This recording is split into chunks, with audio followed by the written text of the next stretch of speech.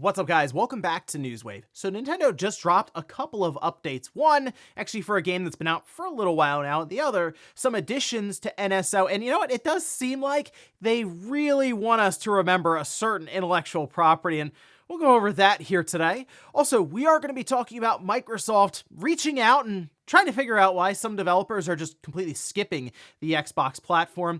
And then we have probably the strangest return I've seen in gaming from a developer that basically got ran out of town online, actually at the end of last year, now coming back with a whole new plan. So if you guys enjoy these videos, make sure you hit that like button, helps out a ton. And if you're new here to the Spawn Wave channel, make sure you subscribe down below. And of course, members of the channel do get Newswave early. If you would like to learn more about that, click the join button down below this video.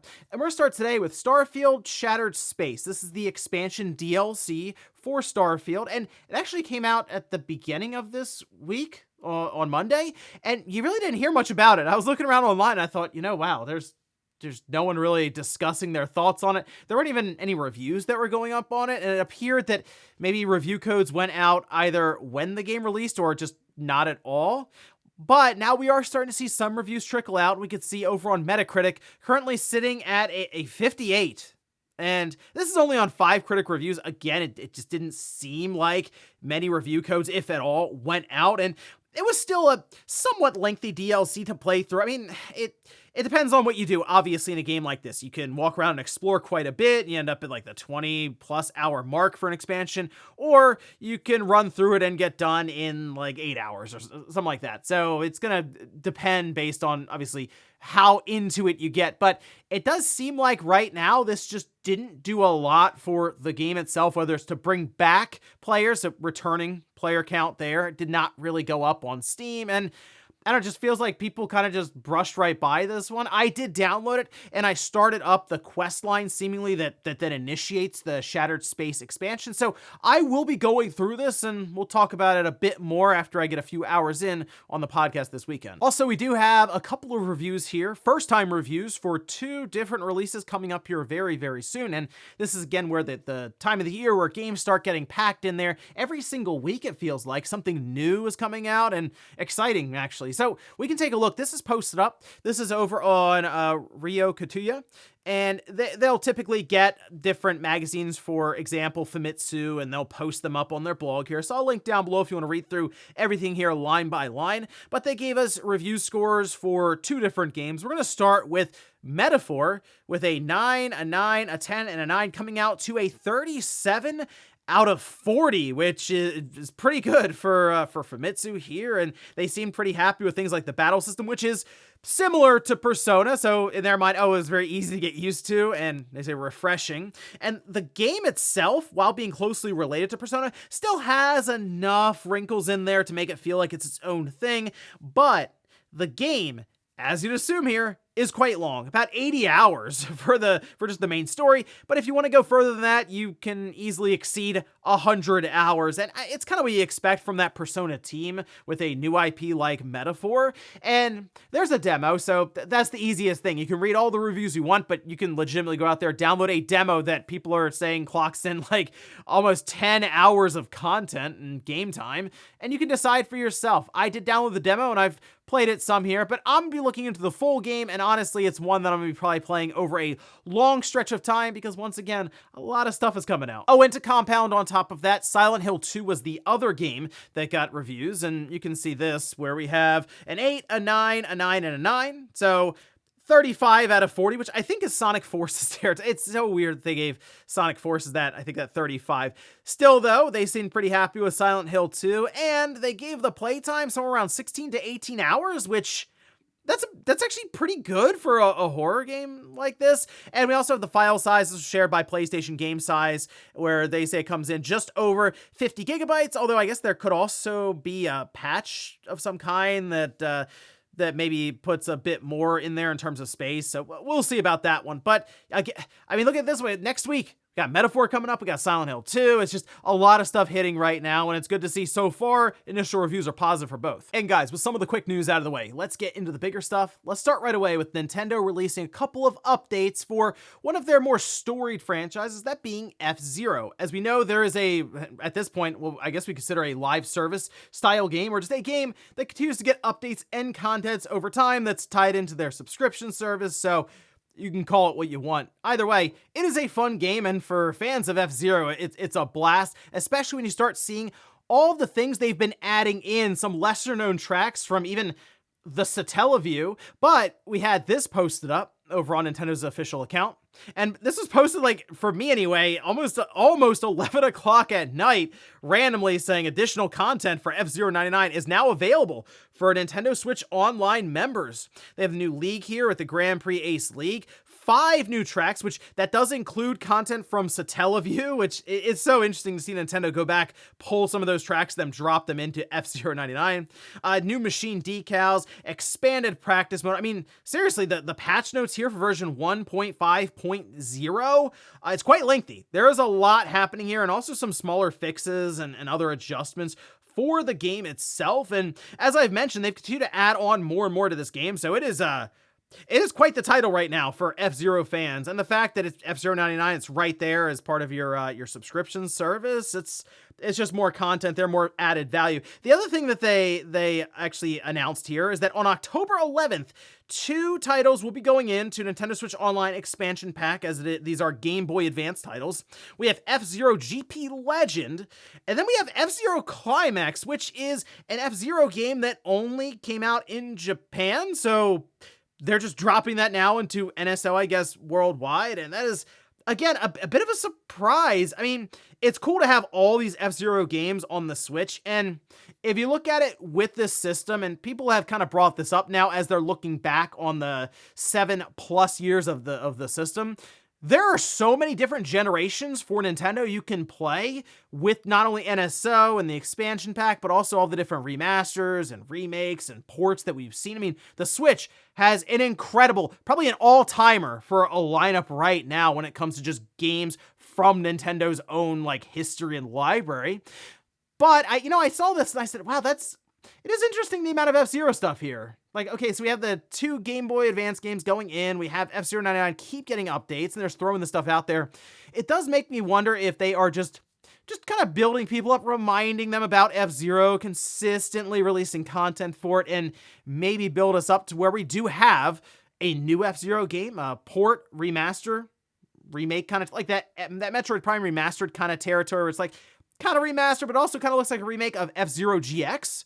I mean, there are a lot of possibilities here, and the fact that there is a ton of exposure right now for F-Zero with something like F-Zero 99 or like these Game Boy Advance games in a subscription service that millions of people have subscribed to does make you wonder if they're just kind of setting the pieces up right now, maybe as we get towards, like, right at the end of the Switch's generation, or maybe to start the next system. So some interesting things to pull from here, but nonetheless, if you're a fan of F-Zero, obviously you're excited about F-Zero 99 or the Game Boy Advance games going in. If you've never played one, I fully recommend checking out F-Zero 99 because there's a lot going on there, and it's easy for beginners to jump in as well, since it does sort of walk you through, like, the early parts of the game and get you sort of acclimated to how it works. Next up, let's talk about Microsoft asking developers why they are skipping the Xbox platform, which is something we have seen, which seems to be more and more common now than even a few years ago, where you'll see the PlayStation logo pop up, you'll see a Switch logo, you'll see a Steam logo, but then there won't be any Xbox logo. I mean, sometimes you also just see PlayStation and PC and that's it, and there's no Xbox version there,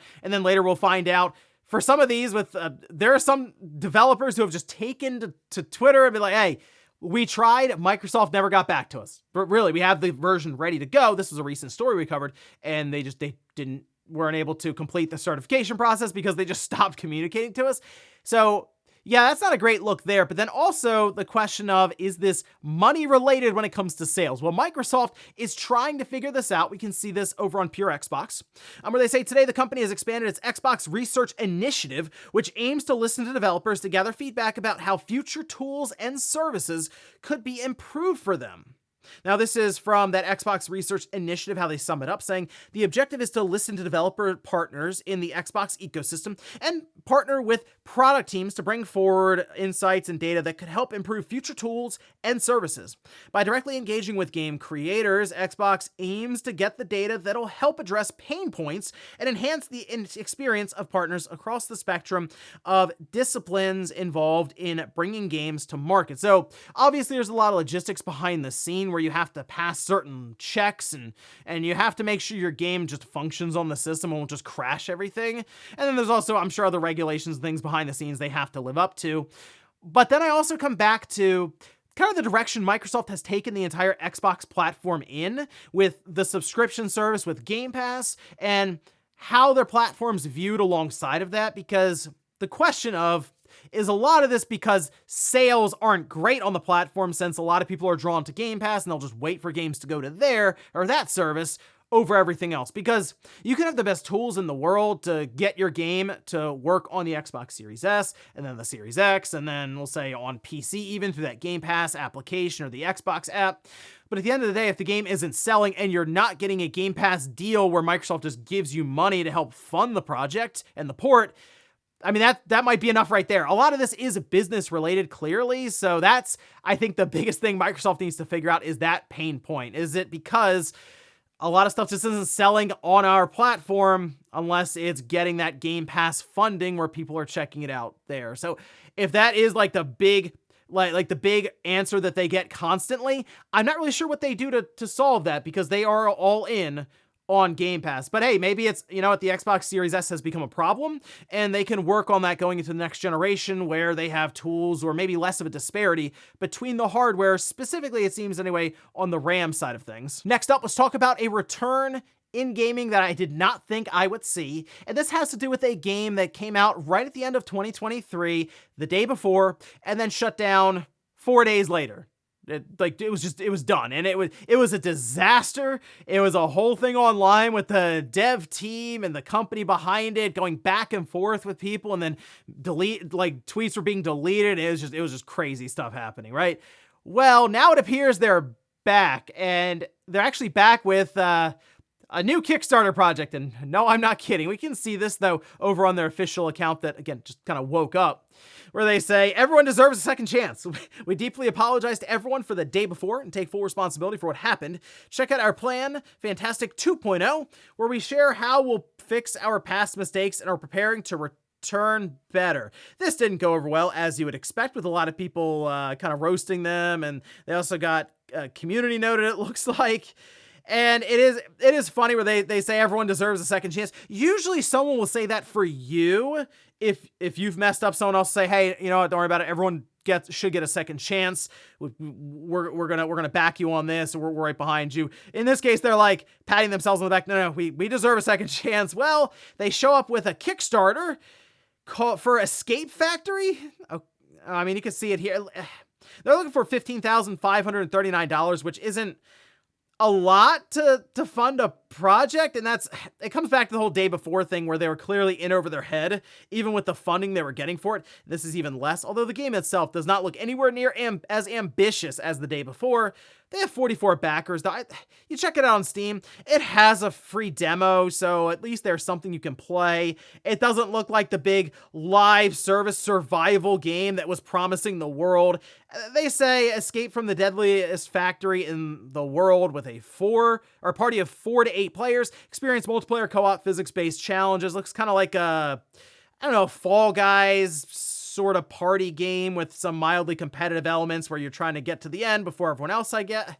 Still though, what a strange thing to do. Why would you even come back under that name? That's the thing I don't understand. It's like you could just go and make a new studio and come back that way, unless they believed, well, this name has the spotlight on it and some people will legitimately forgive us. And look, we have a new project trying to scrounge together $15,500 or so on Kickstarter just 10 months after the day before happened and they had to flee the internet. And Again, strange situation here. I guess we'll see if they're able to make that work with Kickstarter. I'm sure it'll go over great for them in the coming weeks. And in our last bit of news, let's talk about Palworld and Krafton. Actually, once again, as we just talked about them when it came to Tango Gameworks and Hi-Fi Rush 2. In this case, it appears they're partnering with Pocket Pair to take Palworld to mobile phones. This is posted up by Gamatsu, where they say Krafton has signed a licensing agreement with Palworld developer Pocket Pair to expand the Palworld intellectual property to mobile devices. Now, this was announced very recently, so they don't really have any other further details here. But the idea is essentially we're going to create a mobile game that reimagines and adapts the core gameplay elements of Palworld for a mobile environment. So to me, it's just, okay, they're gonna have to change some things, because if you play it on PC or you play it on Xbox, the UI, the HUD isn't necessarily gonna translate over well to a smaller phone screen. So some things will have to be ironed out, probably different quality of life changes so that it accommodates a touch screen. Again, that's a whole thing to figure out, but still, it's interesting the timing here, because we see Palworld continue to grow, and I know it was massive when it came out on Steam, Early Access, Xbox, on Game Pass. There are so many people playing it, ton of sales, but they have since now released on PlayStation 5. They're expanding seemingly to mobile devices, which could be massive for them, and we just saw what happened with Nintendo now coming after Pocket Pair and Palworld, and in that case, now that I'm seeing a lot of this stuff happen, it does make me think that Nintendo was taking notice of them, mostly because they felt somewhat threatened by Palworld. I mean, the Pokemon, massive intellectual property. No one's disputing that. But Palworld is gaining more and more momentum when it comes to sales on the video game side, to where I wouldn't be shocked if it ends up just outselling pretty much all the different Pokemon games. Like, just outright. If you put it on the chart, it would be at the top. I think that is something that will eventually happen. And I'm curious how that court case with Nintendo eventually works out, because that could honestly determine the future of Palworld, especially in Japan. As we saw, they didn't even release Palworld on the PlayStation 5 there because of the ongoing dispute with Nintendo. So that is something we have to keep an eye on to see what exactly Nintendo's presenting here with this patent, or some kind of gameplay patent, it seems anyway, not necessarily about the likenesses of the different characters and the pals versus the Pokemon. Still, Palworld, even with that going on, seems to be no slowing down for Pocket Pair and this IP. So we'll see what happens and what plans Krafton and Pocket Pair has to take on, apparently, the mobile world with Palworld. And before we go to the comment of the day, we'll take a look at the poll that I posted up yesterday, where I ask, which Nintendo Switch system is your primary device right now? Well, the regular Switch is just 50%, so half people are still using that system. The Switch OLED, though, 35%, and I'm a little surprised the Switch Lite is only 5%, although I guess primary device, most people would probably rather have the regular Switch or the Switch OLED, so they have the option to also play on their TV. You're pretty limited technically with the Lite, but it is a cheaper price point. So it does make me think that Nintendo could have something there if they had a $400 and a $500 model, so they have like two SKUs, mostly because I don't think at this point people see $500 as like crazy expensive anymore. Not with what we're seeing right now with the PS5 Pro and even the Xbox Series with a 2TB model coming in at $600. The sticker shock of $500 is like a thing of the past now. And yeah, I think Nintendo, if they have a 4K system docked and then also can become a handheld, people might even see more value in that over the other platforms. And it's like, oh yeah, 500, no problem. So it makes me think that Nintendo could try that, but I think at the very least they have one system at $400 and like that's all. I don't think it's a one system at $500, but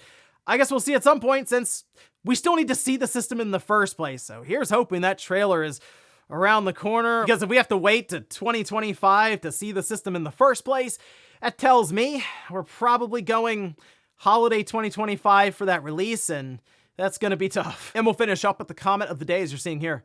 This is from Iron, who says, if a new Siren game came out, I would flip. I love this resurgence of horror games. I will tell you this, if we do have that Siren game come back for the PS2 and the classics, as it appears is happening based on the ratings board and the upload to the PlayStation database, you definitely want to at least download it, claim it, drop it on your system, because it does appear, based on those Insomniac leaks, that Sony is paying attention to what games people are downloading and playing out of the PlayStation Classics or the PlayStation Plus Premium, or they are checking this out. They have the information. They've made charts and stuff over what games people are playing more than others. So I do wonder if they are also using this as their own little internal like barometer, own little like marketing research as to what game maybe they should be pursuing a remake or a new entry for. So keep that in mind. If you are excited for Siren, it might be worth at least downloading it, or maybe if you've never played it before but you're curious, hey, check it out. Especially if you have premium, as I've mentioned before, you might as well take advantage of it as much as possible. And it's been a while since I've gone back to Siren. If it drops in, I'll at least download it and check it out again, because it has been quite a while. It's weird to think that it's been 21 years since that came out. And actually now what? Almost 25 years almost since the PS2 release. Time flies. And ladies and gentlemen, that's going to do it here at Forward Newswave. If you enjoyed this video, guys, hit that like button. If not, hit the dislike. Leave comments down below about everything we talked about here today. If you missed yesterday's Newswave, I'll have it up here next to me in the card. Or maybe you wanted to hear Ryan and I talk about PlayStation for 3+ hours with a very interesting guest on Click R3. I'll leave that link down below. Thanks, guys, for watching, and I'll see you next time.